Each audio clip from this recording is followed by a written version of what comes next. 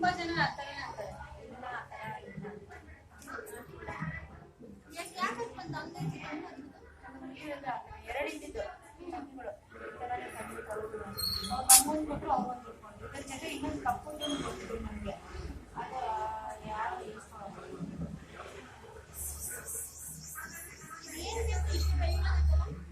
ನಮ್ಮನೆ ಇವ್ರ ಮಗ ಹೆಂಗಿದ್ದಾನೆ ಗೊತ್ತಾ? ನಮ್ಮ ಮತ್ತೆ ಹೇಳಿ ಇವನಿಗೆ ಐಟಿ ಇದ್ದಾನೆ, ಉದ್ದ ಇದ್ದಾನೆ,